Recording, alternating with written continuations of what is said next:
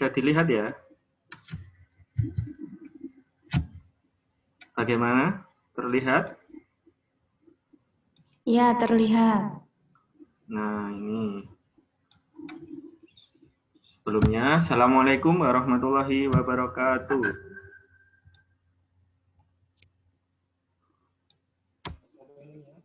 Waalaikumsalam warahmatullahi wabarakatuh. Nah, sebelum kita mulai, silahkan kita berdoa dulu. Berdoa dimulai. Ini malu-malu semua ya, ini nggak ada yang nampilin video ini. Ternyata muridnya Pak Tian malu semua ini. Ya, selanjutnya kita mulai saja ini, silahkan dilihat. Ini adalah salah satu motivasi dari Albert Einstein, di mana yang bacaannya itu adalah hidup itu seperti bersepeda. Kalau kamu ingin menjaga keseimbangan, kamu harus bergerak maju. Jadi kalian harus terus berjalan, belajar untuk mencapai cita-cita kalian. Seperti itu. Sebelumnya, ayo kita nyanyi bersama-sama dulu.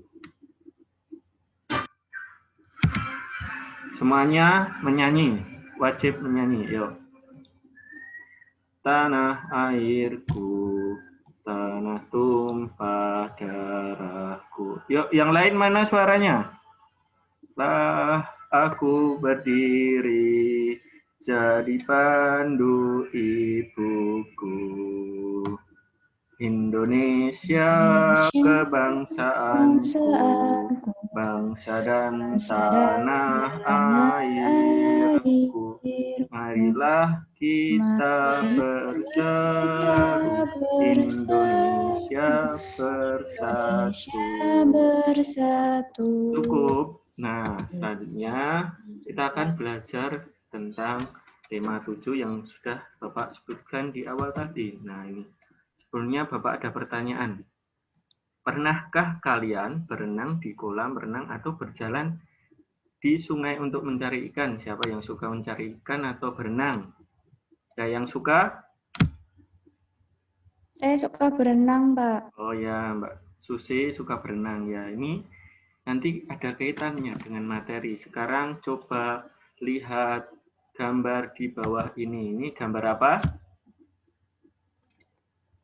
Gambar orang di kolam renang. Nah, gambar kolam di orang di kolam renang. Nah, bagaimana melakukannya? Nah, ini tadi gambar orang yang sedang berjalan di air. Untuk melakukannya kita ulas selanjutnya. Nah, ini langkah-langkah berjalan di air. Yang pertama, harus berdiri tegak, pandangan ke depan. Nah, setelah itu, setelah pandangan ke depan, apa langkahnya? Kaki kiri melangkah ke depan, kedua tangannya untuk menjaga keseimbangan. Setelah kaki kiri, kaki apa lagi kalau kaki kiri sudah melangkah? Kaki Lawannya? kanan. Ya, Kaki betul. kanan. Kaki kanan untuk melangkah. Nah, dan ini adalah untuk tugas kalian. Tadi kita belajar tentang gerakan di air. Kalian mempraktekkan gerakan di air yang akan Bapak sampaikan atau tugasnya itu kita dalam LKPD yang nanti Bapak bagikan. Langsung saja selanjutnya adalah ini.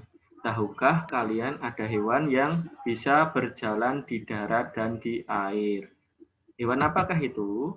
Ada yang tahu hewan apa? Ini muncul hewan? Ular. Hewan ular yang makanannya adalah tikus. Tikus. Nah, kita nanti akan bercerita tentang dongeng tikus dan ular. Nah, judulnya adalah kecerdikan menumbuhkan kebaikan. Sebelumnya, salah satu coba dibacakan. Apakah dongeng itu? Dongeng adalah bentuk sastra lama yang bercerita tentang suatu kejadian yang luar biasa, yang penuh khayalan, yang dianggap oleh masyarakat suatu hal yang tidak benar-benar terjadi. Nah, tepuk tangan untuk Nak Susi. Ya, selanjutnya silahkan baca dongeng yang Bapak bagikan atau Bapak Bisa kalian lewat buku siswa, e-book, atau laman website yang Bapak bagikan. Kemarin sudah Bapak kirim lewat WhatsApp, silahkan dibaca 5 menit dari sekarang. Semuanya silahkan. Nah, setelah membaca tadi, dongeng tentang kebaikan, kecerdikan membawa kebaikan. Apa? Kalian harus menjawab ini. Siapakah tokoh yang ada di dalamnya? Tadi ada siapa? Ada 2. Siapa saja? Ular dengan Tikus. tikus. Nah, amanatnya tadi apa? Ada amanatnya. Bahwa kita itu harus hidup rukun. Karena tidak bisa hidup sendiri. Kalian kalau di rumah harus ada orang tua untuk makan dari kecil sampai sekarang. Nah, untuk membuktikannya, kita bisa buktikan pada kalimat tikus yang terakhir. Tentu bukankah kita bisa berteman, dan tentu kita dapat mencari makan bersama. Ada 2 yang membuktikan bahwa kita harus hidup rukun. Bisa dipahami ya anak-anak? Bisa, Pak. Ini adalah tugas untuk kalian, yaitu kalian menceritakan dongeng atau menceritakan kembali dongeng yang kalian baca, lalu divideokan dengan bantuan orang tua, dengan bahasa kalian tentunya.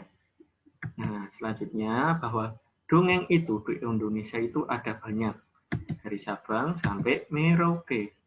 Yang pertama ada dongeng Roro Jonggrang dari Jawa Tengah, yang kedua Maling Kundang dari Sumatera, yang ketiga Tangkuban Perahu dari Jawa Barat, terakhir Batu Menangis. Ini membuktikan apa? Bahwa dongeng dari berbagai daerah itu banyak sekali, begitu juga karakter penduduknya. Nah, ini coba kalian baca. Negara Indonesia itu dianugerahi keberagaman yang luar biasa.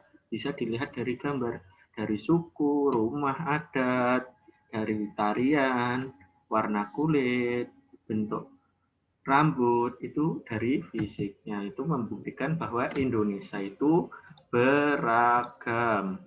Nah, dari adatnya, sukunya, warna kulit, dan lain-lain. Sekarang, coba kalian lihat teman satu kelas kalian. Yang sekarang, coba dilihat dari bentuk rambutnya. Ada yang lurus, ada yang keriting, bergelombang, dan berkerudung. Selanjutnya dari hidung, ada yang runcing, ada yang tidak runcing.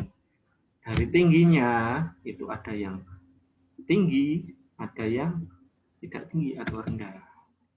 Ada juga yang memakai kacamata, ada yang tidak memakai kacamata. Membuktikan apa? Bahwa setiap individu itu unik dan berbeda. Sehingga kita harus mempunyai sikap apa dari perbedaan itu. Ada tenggang rasa, yaitu menjaga perasaan orang lain dari kebiasaan daerah asal. Seperti jika Ucok berasal dari Padang, biasanya ngomongnya keras, bukan berarti dia marah, tapi karena kebiasaannya. Kalau ngomong keras, seperti itu. Toleransi, menghargai agama, budaya, dan sosial masing-masing. Dapat dipahami ya? Selanjutnya, kalau kita sudah menghargai, kita harus tidak rasis. Tidak rasis itu tidak menghina agama, suku, atau ras yang berbeda. Inti dari itu adalah menjaga persatuan dan kesatuan. Saling menghargai pendapat dan berusaha menciptakan persatuan. Nanti bisa dilihat penguatan materinya.